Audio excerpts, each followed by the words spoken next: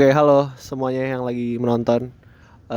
Jadi hari ini kita mau ngomongin tentang Exil. Kemarin habis nonton di TSM. Halo, kenalin semuanya, gue Kevin, kru 20. Aku Gia, kru 22.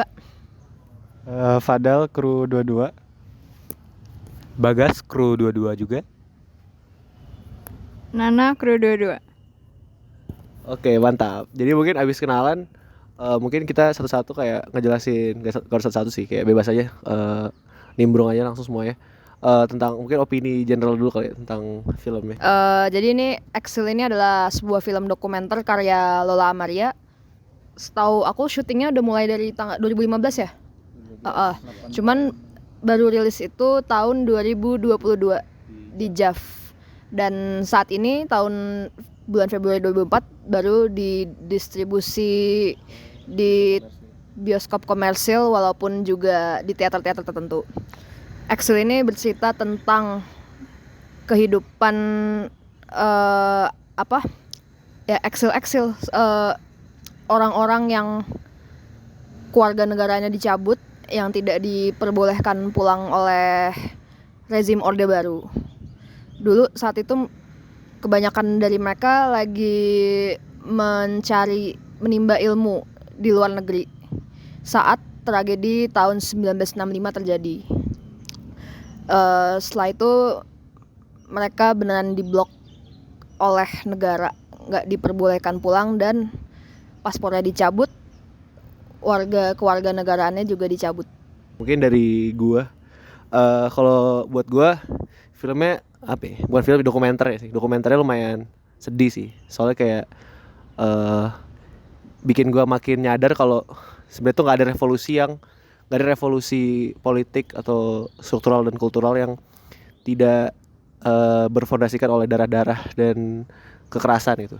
Jadi kayak mau itu dari komunis lah atau mungkin dari ideologi lain, kayak semua perubahan ideologi atau yang lain-lain itu pasti bakal bakal menghasilkan nyawa-nyawa yang hilang gitu loh, dan dampaknya itu sampai sekarang bisa terasa. Kalau mungkin dari gua itu dulu. Mungkin general opinion dari Fadal juga General opinion. dan konteks. Ya tadi kan si Gia mention kalau dokumenter ini sekarang bisa ditonton secara reguler gitu kan, kayak salah satu kesempatan yang besar banget ada dokumenter yang bahas tahun 65, satu isu yang benar-benar sensitif gitu. Apalagi kalau tahun politik itu ngomongin PKI, itu kayak salah satu isu yang digede-gedein gitu, selalu dimainin gitu. Walaupun tayang terbatas, mungkin ada informasi di Instagram Lola Ameria gitu, katanya kalau mau ngadain nobar kalau daerahnya nggak dapet film Excel itu bisa ditayangin gitu. Bisa kontak dia. Ya bisa kontak dia gitu. Jadi mau ngomongin terima kasih lagi buat siapapun yang terlibat di film ini gitu, dan bisa didistribusikan lagi. Mungkin untuk beberapa orang film Excel ini salah satu momen yang sangat membuka mata gitu tentang fakta sejarah tentang sebuah kejadian tahun 65 gitu, soal exile.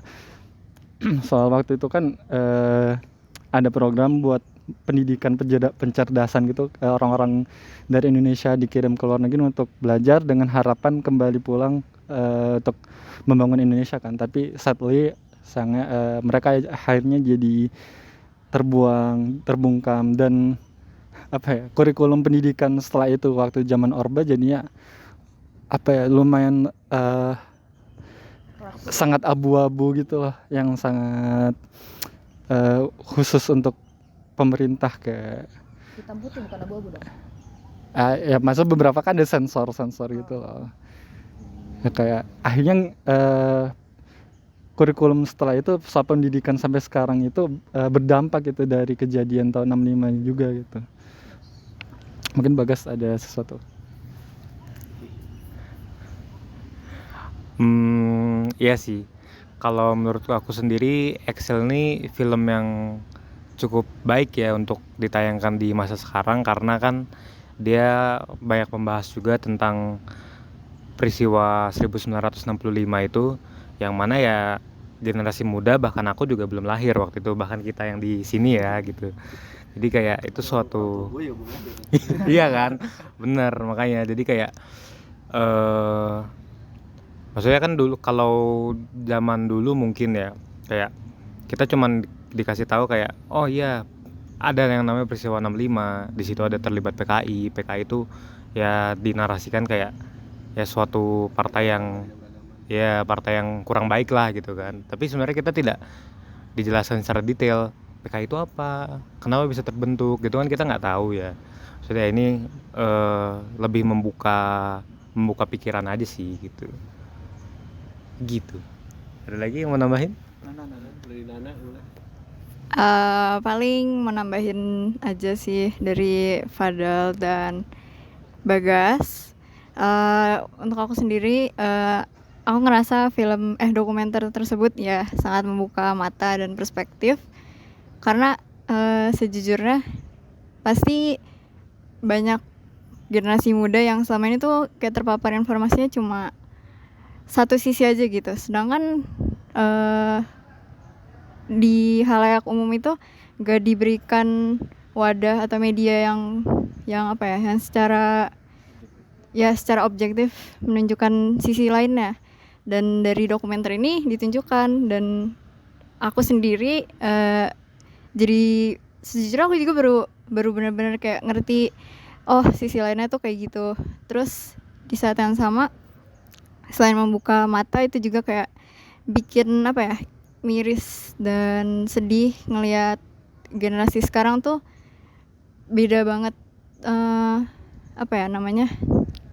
fortune ya sama pejuang-pejuang zaman dulu, karena mereka untuk mengemban pendidikan aja tuh, dan juga setelah pendidikan juga tuh mereka harus memikirkan gak cuma untuk diri mereka tapi untuk masyarakat Indonesia juga. Sedangkan kalau kita di sini udah sangat beruntung gitu, kita bisa kayak kuliah dan beraktivitas tanpa perlu mikir yang terlalu jauh dan lain-lain gitu sih.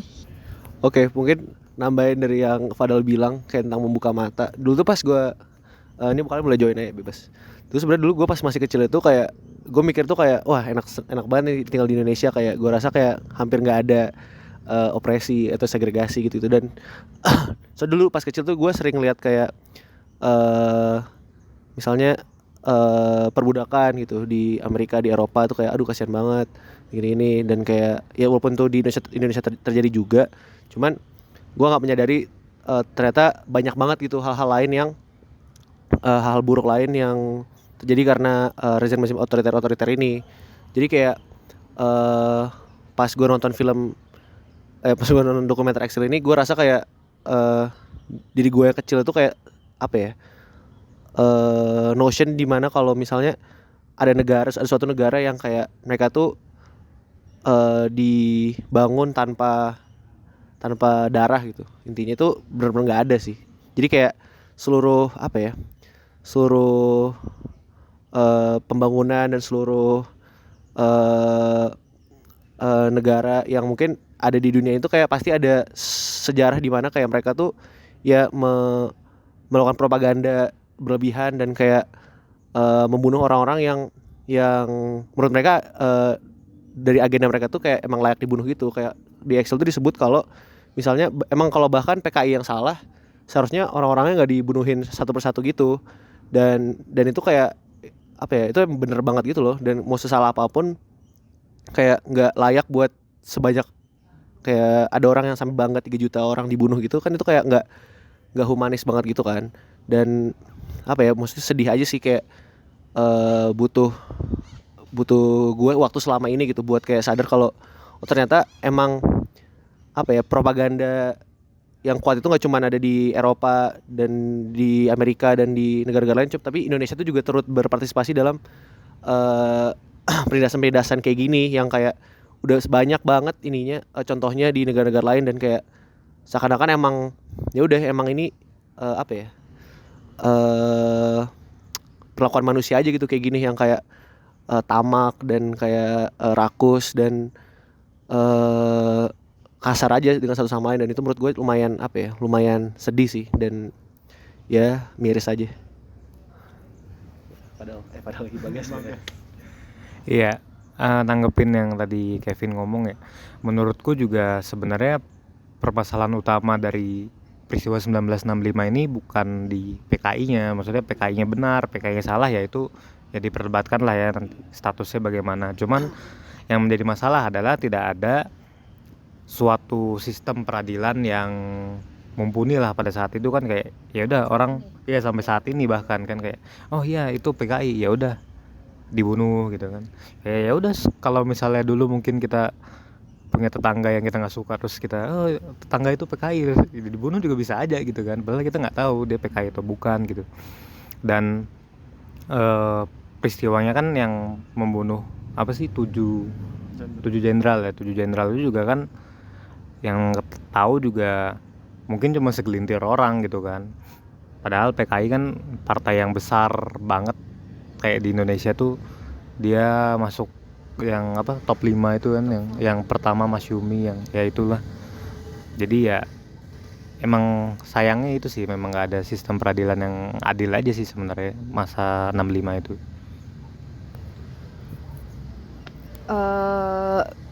Gue keinget juga gimana film ini mengingat gimana ya, betapa apa sebenarnya efek dari peristiwa 65 ini segede itu buat negara kita.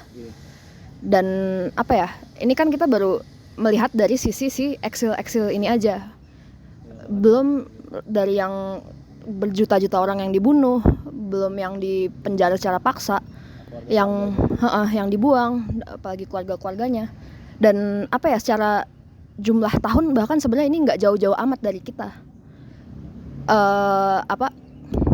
Namun kita yang di sini tuh kayak berasa udah far removed aja kali ya, mungkin sebelum nonton film ini.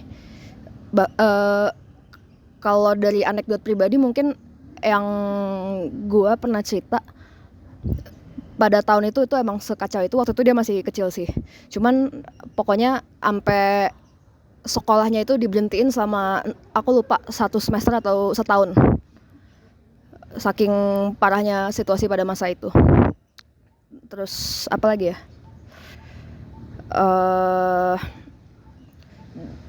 dan apa ya, maksudnya stigma buruk yang kayak mungkin sekarang tuh kita jadiin buat orang-orang sekitar kita jadi bercandaan biasa, kayak kalau nggak jawab PKI, kalau itu padahal ini isu yang orang-orang apa ya, mati gitu, meninggal gara-gara di PKI gitu. Sekarang kita bercanda-bercanda. iya, ada yang mau ditambahin?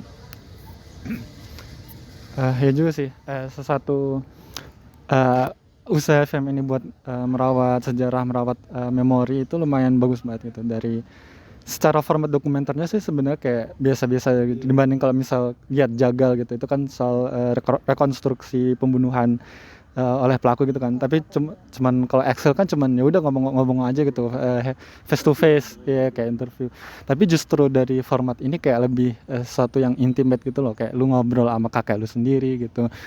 Dan cara film ini nampilin itu kayak justru bukan ngobrol soal masalah duka atau masalah memori yang kelam, tapi kita justru malah bisa taruh respect buat mereka, para korban-korban ini yang segitu yang dihancurin nama negara, tapi dia masih punya hubungan yang tidak rasional pada tanah airnya gitu. Kayak mereka tuh masih pengen pulang, masih pengen ketemu keluarga, masih pengen menguburkan orang tua mereka, itu sampai kayak gitu. Walaupun mereka apa ya, ada rasa terima kasih juga bisa diterima di negara yang lebih menghormati hak asasi, tapi bagi mereka itu sebenarnya cuma masalah kertas paspor gitu. Itu kayak sesuatu yang miss banget buat gua. Terus ada lagi salah satu tokoh itu namanya Pak Sarmaji. Dia kakek-kakek udah tua banget yang dia pengen hidup sampai tahun 2020, cuman pengen datang melihat 100 tahun PKI. Dia tuh masih apa ya, kita tuh sebenarnya nggak bisa nyalain juga gitu loh. Seseorang itu punya ideologi, punya pemikiran gitu. Apalagi dia nggak ngelakuin apa-apa, tapi dia kena hukuman juga gitu. Dan dia juga adalah orang yang sangat merawat sejarahnya gitu. Dia punya hobi, pulang kerja dia mampir ke toko rokok buat fotokopi gitu, sampai bisa fotokopi 5.000 lembar per hari lah apa gitu. Dan isi koleksinya itu beneran apa ya, nyenengin banget gitu waktu kita datang ke rumahnya dia. Kayak ruangannya tuh penuh sama tumpukan buku-buku gitu. Sampai nggak bisa duduk. Iya, itu kayak satu apa ya, koleksi perpustakaannya dia sendiri. Ada buku-buku Pramudia Antaratur yang berbagai bahasa, ada buku soal fakta Gestapo, soal intelijen negara, soal apa, buku lelayu, obituary, berita kematian. Dia ngumpulin berita-berita kematian teman-temannya, biografinya apa aja, buku-buku yang dia tulis apa aja gitu. Itu kayak salah satu hubungan yang benar-benar kuat banget gitu antara mereka gitu. Belum lagi kayak dia juga punya koleksi buku yang terlarang yang terbitan PKI gitu. Kayak itu dokumen-dokumen yang dia simpen tuh benar-benar penting banget gitu. Belum lagi tokoh-tokoh lain gitu, kayak misal Tarjo. Pak Bintar yang welcoming banget itu kan, yang di Belanda, yang menerima orang-orang yang lagi belajar di sana, yang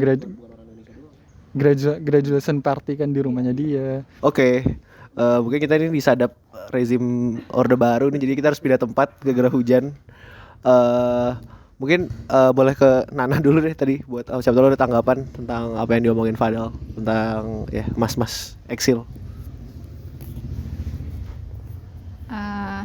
Paling mau nambahin lagi, jadi gue tuh sempet baca tweet orang gitu, terus setelah gue baca kayak gue realize, gue lupa akunnya siapa, tapi kurang lebih dia nge-state kayak gini, cuma gara-gara, bukan cuma sih, maksudnya karena hal itu, karena mereka mendukung yang oposisi dari pemerintah, mereka padahal kaum terpelajar, tapi kayak karena hal itu mereka terpaksa dihapuskan dan ya diasingkan. Iya, satu generasi hilang. Terus kayak itu sedih banget sih, karena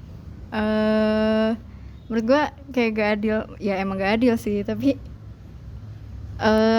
menunjukkan betapa mirisnya pemerintahan zaman dulu, dan seberapa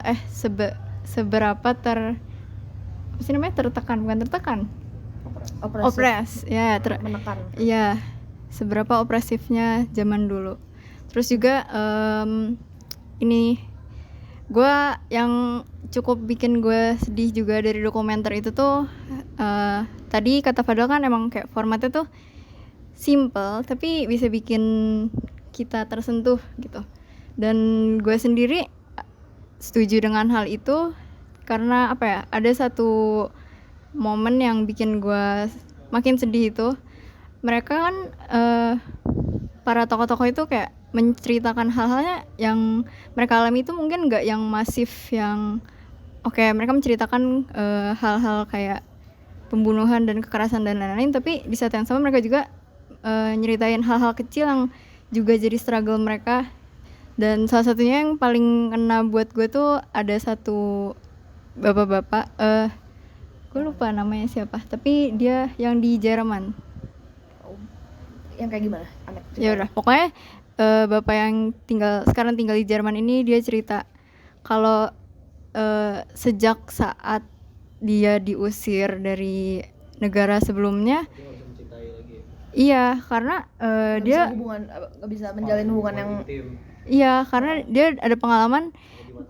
Iya, dan itu kayak sangat sangat sedih banget gitu loh, kayak itu hal yang sangat kecil tapi dampaknya sampai berpuluh-puluh tahun. Bahkan kayak pas beliau udah umur segini dia masih merasakan hal itu, dan ya hal yang diceritakan sama dia kan emang hal paling mendasar dari manusia, kayak mencintai. Terus kayak hak dia untuk mencintai aja tuh dirampas gitu. Ada lagi? dan nambahin dikit. Kalau Nana tadi bilangnya itu pemerintahan zaman dulu ya. Dan padahal sebenarnya gurita-gurita tangannya dari rezim Orde Baru itu masih ada sampai sekarang.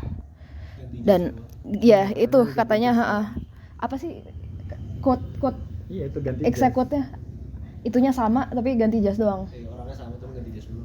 Iya, dan kita lihat juga gimana menantunya si jenderal itu Pak Sarwo Edi, kan SBY menantunya. jabat presiden, terus apa keluarga Cendana kan juga sampai sekarang masih apa oh enggak, masih menikmati kekayaannya, bahkan Diktator paling kaya ya. iya Ya, jadi mungkin mau nanggapin Padel sama Nana ya tentang kayak mungkin Fadel dulu. Tadi Fadel nyebut kayak tentang ideologi gitu, dan ya benar setuju sih gue. Maksudnya kayak apapun ideologi lu, kiri kanan atas bawah tengah, maksudnya kayak nggak ada ideologi politik kecuali fasisme ya, dimana kayak lu perlu dibunuh habis-habisan dan sampai keluarga lu tuh apa ya, harus takut gitu loh, harus kayak nolak lu buat pulang. Lu udah pulang cuman lu disuruh balik lagi gara-gara mereka takut bahaya. Jadi kayak hak hidup itu kan hak terdasar, paling mendasar dari seorang manusia gitu loh. Dan buat itu dirampas semena-mena dan seenaknya, bahkan yang bunuh aja bangga, itu kayak menurut gue tuh udah apa ya, menjijikan sih menurut gue. Itu benar-benar bikin gue merinding dan kayak kecewa banget gue sama manusia, kayak bisa-bisanya ada orang yang sampai kayak gitu loh, yang semena-mena menganggap kayak ya udahlah bunuh aja seenaknya. Dan kayak mungkin kalau itu terjadi di zaman sekarang mungkin kayak ya di apa ya, dikritik habis-habisan. Cuman tapi buktinya kayak kalau misalnya kita hubungin sama Palestina, itu kayak ya funding UNRWA diputusin. Kalau misalnya nggak diputusin, dibom embasinya kayak Belgia. Dan kayak hal-hal ini tuh masih terjadi sekarang, dan kayak gue bingung gitu loh, kayak apa sih sebenarnya akarnya dari semua ini tuh? Apakah emang kita sebagai manusia emang kita kayak gini gitu? Emang kita nggak ada, ya kita lebih apa ya, modern dibandingkan binatang-binatang, tapi intinya kita saling memakan satu sama lain aja gitu. Dan apa ya, yang lebih depressing lagi buat gue itu kayak seakan-akan gue tuh kurang bisa melakukan apapun gitu loh, kayak untuk Palestina dan untuk pas zaman ini. Dan kayak gue ya walaupun gak pernah terlambat buat menyadari kebenaran, cuman kayak gimana mereka gitu loh yang mengalami secara hidup-hidup, dan informasi kan sebenarnya belum terlalu nggak seluas sekarang kan dulu.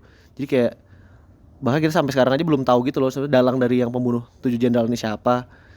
Jadi ya luka-luka dan trauma dari 1965 ini bukan cuma generasi pas mereka yang ngerasain, tapi kita juga gitu. Seakan-akan kayak kita masih dengar gema-gema dari zaman-zaman itu. Dan kalau balik ke yang Nana omongin tadi tentang beliau yang di Jerman yang ketakutan untuk mencintai, itu juga apa ya, gue setuju sama Nana tentang kayak mencintai itu benar-benar apa ya, hak paling apa ya sih, ya mendasar banget lah setelah hidup ya, untuk manusia.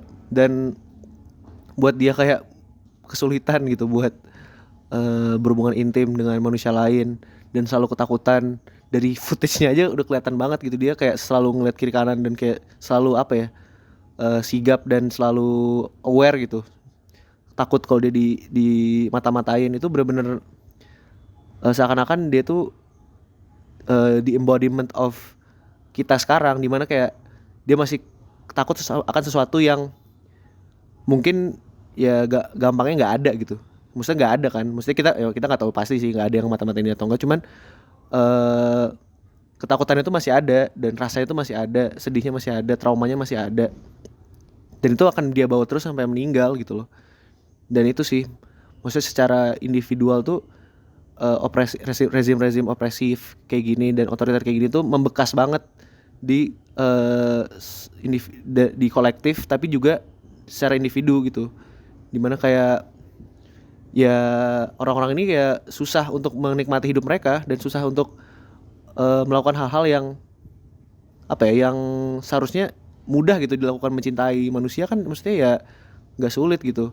Dan ada satu lagi, beliau yang tadi disebut membiarkan temannya menikahi istrinya, itu kayak pas dia ngelihat anaknya sendiri, dia nggak merasakan apapun gitu, karena emang sudah selama itu gitu dia berpisah dengan anaknya. Jadi ya emang mau gimana lagi gitu loh, dan negara juga nggak mau ngurusin. Dan kayak akhirnya ada satu eksil yang pas dia meninggal dia lebih memilih untuk dikubur di Belanda ya, itu ya? Di Belanda dibanding penjajah kita, dibanding di negara kita sendiri gitu. Dan itu menurut gua kayak baffling banget sih. Oke, kayak gitu aja. Ada yang lain mau menanggapi? Yang ngomongin soal hak asasi manusia gitu kan, satu peristiwa Gestapo G30 September ini kan sebenarnya satu bidak domino gitu kan, dari sebelum kemerdekaan sampai sekarang gitu.